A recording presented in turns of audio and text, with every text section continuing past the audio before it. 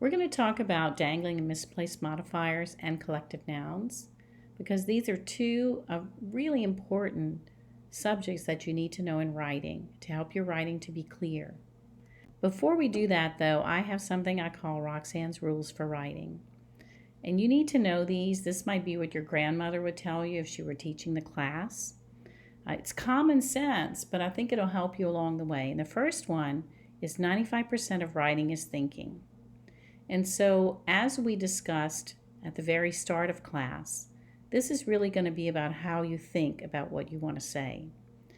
I give the other 5%, your fingers have to move, your heart has to beat, your food has to digest, but the rest of you is going to be thinking about what you're going to be doing. Roxanne's rule number 2 says if it sounds wrong and it looks wrong, it's probably wrong. So do not allow yourself to be talked out of fixing what you write.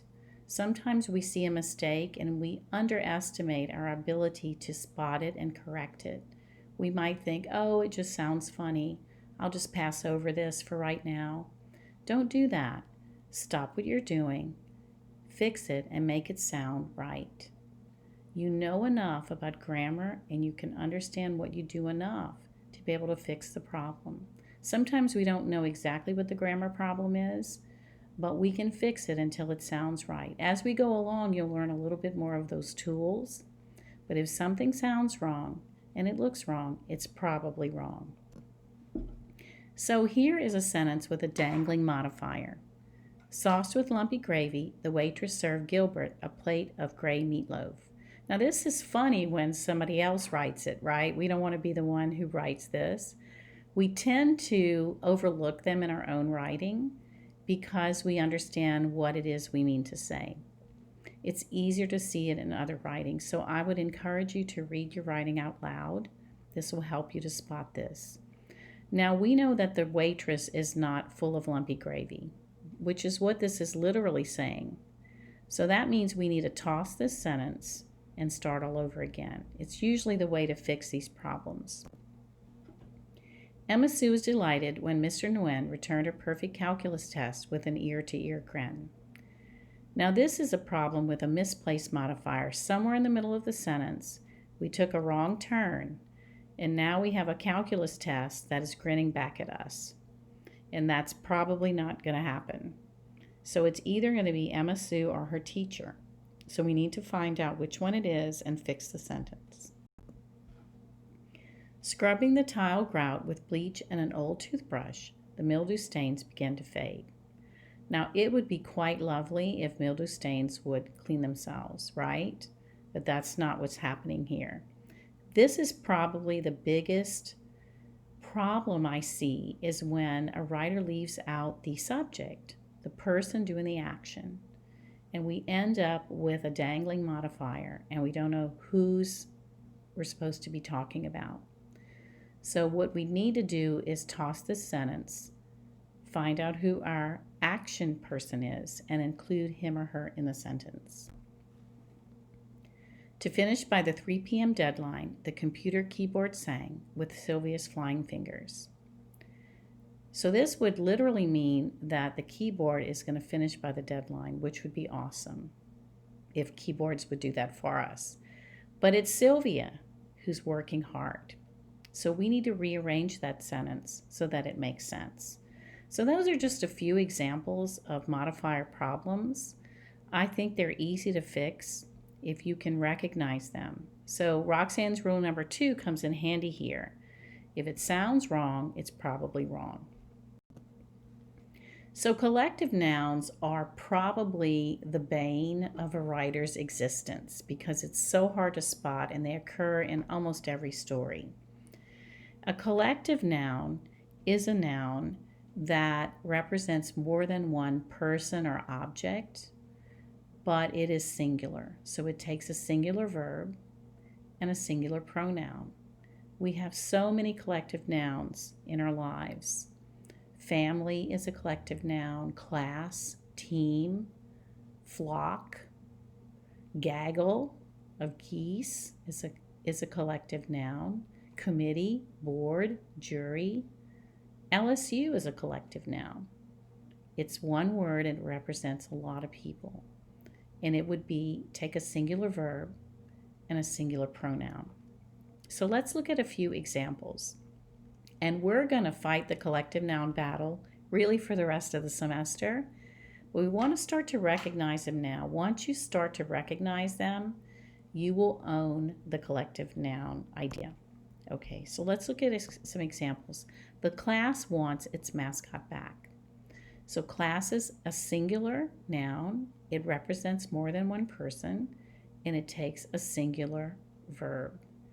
And we use the word its because class is singular, not the class wants their mascot back. That's not right.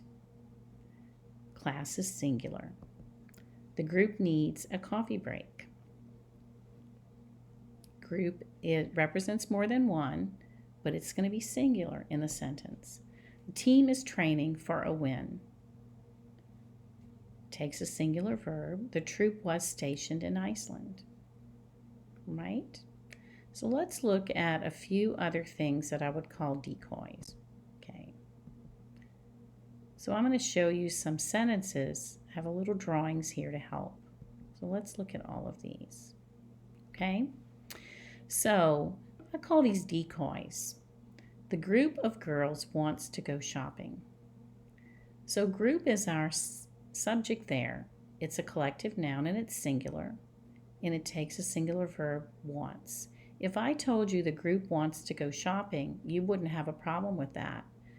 The problem occurs when I throw what I call in a decoy of girls. That just tells us what kind of group we have. It doesn't determine the verb at all. It's a descriptor of group. We can almost draw a line through it and ignore it and just concentrate on our subject and our verb. The same thing with the second sentence. The team of mechanics is efficient. So if I said the team is efficient, you wouldn't have a problem with that. You would not say the team are efficient, right? So that's not a problem. It occurs when we have a decoy, when we have this descriptor in the middle to tell us what kind of team we have. That will throw us off, and that's what you want to look for. The team of mechanics is efficient. Our decoy, now that's my made-up name. You're not going to see that in a grammar book, right? It's just meant to throw us off a little bit, but it shouldn't. You'll be fine. The troop of soldiers marches in unison. So of soldiers is just a description of the troop.